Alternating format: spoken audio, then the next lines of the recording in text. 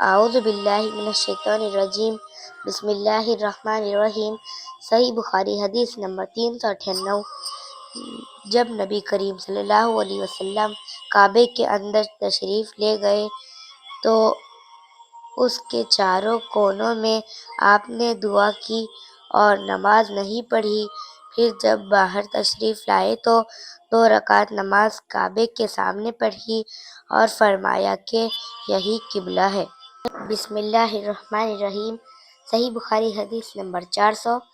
نبی کریم صلی اللہ علیہ وسلم اپنی سواری پر خواہ اس کا رخ کسی طرف ہو نفل نماز پڑھتے تھے، لیکن جب فرض نماز پڑھنا چاہتے تو سواری سے اتر جاتے اور قبلے کی طرف منہ کر کے نماز پڑھتے۔ بسم اللہ الرحمن الرحیم۔ صحیح بخاری حدیث نمبر 401۔ نبی صلی اللہ علیہ وسلم نے نماز پڑھائی۔ ابراہیم نے کہا، مجھے نہیں معلوم کہ نماز میں زیادتی ہوئی یا کمی۔ پھر جب آپ نے سلام پھیرا تو آپ سے کہا گیا کہ یا رسول اللہ، کیا نماز میں کوئی نیا حکم آیا ہے؟ آپ نے فرمایا، آخر کیا بات ہے؟ لوگوں نے کہا، آپ نے اتنی رکعتیں پڑھی ہے۔ یہ سن کر آپ صلی اللہ علیہ وسلم نے اپنے دونوں پاؤں پھیرے اور قبلے کی طرف منہ کر لیا اور سہو کے 2 سجدے کیے اور سلام پھیرا۔ پھر ہماری طرف متوجہ ہوئے اور فرمایا کہ اگر نماز میں کوئی نیا حکم نازل ہوتا تو میں تمہیں پہلے ہی ضرور کہہ دیتا، لیکن میں تمہارے ہی جیسا آدمی ہوں، جس طرح تم بھولتے ہو میں بھی بھول جاتا ہوں، اس لیے جب میں بھول جایا کروں تو تم مجھے یاد دلا دیا کرو، اور اگر کسی کو نماز میں شک ہو جائے تو اس وقت ٹھیک بات سوچ لے اور اسی کے مطابق نماز پوری کرے، پھر سلام پھیر کر 2 سجدے سہو کے کر لے۔ بسم اللہ الرحمن الرحیم۔ صحیح بخاری حدیث نمبر 402۔ میری 3 باتوں میں جو میرے منہ سے نکلا، میرے رب نے ویسا ہی حکم فرمایا۔ میں نے کہا تھا کہ یا رسول اللہ، اگر ہم مقام ابراہیم کو نماز پڑھنے کی جگہ بنا سکتے تو اچھا ہوتا۔ اس پر یہ آیت نازل ہوئی، اور تم مقام ابراہیم کو نماز پڑھنے کی جگہ بنا لو۔ دوسری آیت پردہ کے بارے میں ہے۔ میں نے کہا تھا کہ یا رسول اللہ، کاش آپ اپنی عورتوں کو پردہ کا حکم دیتے، کیونکہ ان سے اچھے اور برے ہر طرح کے لوگ بات کرتے ہیں۔ اس پر پردہ کی آیت نازل ہوئی، اور ایک مرتبہ آپ صلی اللہ علیہ وسلم کی بیویاں جوش و خروش میں آپ کی خدمت میں اتفاق کر کے کچھ مطالبات لے کر حاضر ہوئی۔ میں نے ان سے کہا کہ ہو سکتا ہے کہ اللہ پاک تمہیں طلاق دلا دے اور تمہارے بدلے تم سے بہتر مسلمہ بیویاں اپنے رسول اللہ صلی اللہ علیہ وسلم کو عنایت کرے۔ بسم اللہ الرحمن الرحیم۔ صحیح بخاری حدیث نمبر 403۔ لوگ قباء میں فجر کی نماز پڑھ رہے تھے کہ اتنے میں ایک آنے والا آیا۔ اس نے بتایا کہ رسول اللہ صلی اللہ علیہ وسلم پر کل وحی نازل ہوئی ہے اور انہیں کعبے کی طرف نماز میں منہ کرنے کا حکم ہو گیا ہے۔ چنانچہ ان لوگوں نے بھی کعبے کی جانب منہ کر لیے، جبکہ اس وقت وہ شام کی جانب منہ کیے ہوئے تھے، اس لیے وہ سب کعبے کی جانب گھوم گئے۔ بسم اللہ الرحمن الرحیم۔ صحیح بخاری حدیث نمبر 404۔ نبی کریم صلی اللہ علیہ وسلم نے بھولے سے ظہر کی نماز ایک مرتبہ 5 رکعت پڑھی ہے۔ عبداللہ بن مسعود رضی اللہ عنہ نے فرمایا کہ پھر آپ نے اپنے پاؤں موڑ لیے اور سہو کے 2 سجدے کر لیے۔ بسم اللہ الرحمن الرحیم۔ صحیح بخاری حدیث نمبر 406۔ رسول اللہ صلی اللہ علیہ وسلم نے قبلے کی دیوار پر تھوک دیکھا۔ آپ صلی اللہ علیہ وسلم نے اس سے خرچ ڈالا۔ پھر آپ نے لوگوں سے خطاب کیا اور فرمایا کہ جب کوئی شخص نماز میں ہو تو اپنے منہ کے سامنے نہ تھوکے، کیونکہ نماز میں منہ کے سامنے اللہ عز و جل ہوتا ہے۔ بسم اللہ الرحمن الرحیم۔ صحیح بخاری حدیث نمبر 408۔ رسول اللہ صلی اللہ علیہ وسلم نے مسجد کی دیوار پر بلغم دیکھا۔ پھر رسول اللہ صلی اللہ علیہ وسلم نے ایک کنکری لی اور اسے صاف کر دیا۔ پھر فرمایا کہ جب تم میں سے کوئی شخص تھوکے تو اسے اپنے منہ کے سامنے یا دائیں طرف نہیں تھوکنا چاہیے، البتہ بائیں طرف یا اپنے پاؤں کے نیچے تھوک لے۔ بسم اللہ الرحمن الرحیم۔ صحیح بخاری حدیث نمبر 412۔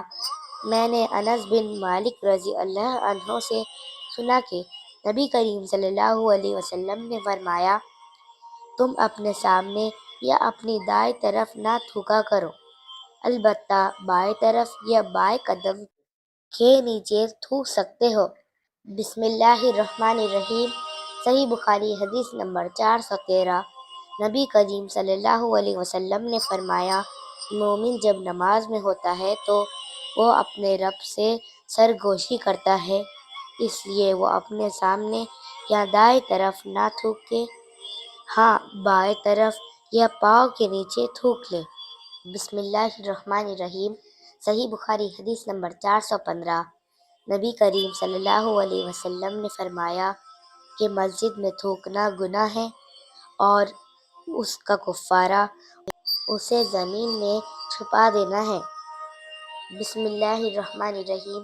صحیح بخاری حدیث نمبر 416۔ آپ صلی اللہ علیہ وسلم نے فرمایا، جب کوئی شخص نماز کے لیے کھڑا ہو تو سامنے نہ تھوکے، کیونکہ وہ جب تک اپنی نماز کی جگہ میں ہوتا ہے تو اللہ تعالیٰ سے سرگوشی کرتا رہتا ہے، اور دائیں طرف بھی نہ تھوکے کیونکہ اس طرف فرشتہ ہوتا ہے، ہاں بائیں طرف یا بائیں قدم کے نیچے تھوک لے اور اسے مٹی میں چھپا دے۔ بسم اللہ الرحمن الرحیم۔ صحیح بخاری حدیث نمبر 418۔ رسول اللہ صلی اللہ علیہ وسلم نے فرمایا، کیا تمہارا یہ خیال ہے کہ میرا منہ نماز میں قبلے کی طرف ہے؟ اللہ کی قسم، مجھ سے نہ تمہارا خشوع چھپتا ہے نہ رکوع، میں اپنی پیٹھ کے پیچھے سے تم کو دیکھتا رہتا ہوں۔ بسم اللہ الرحمن الرحیم۔ صحیح بخاری حدیث نمبر 419۔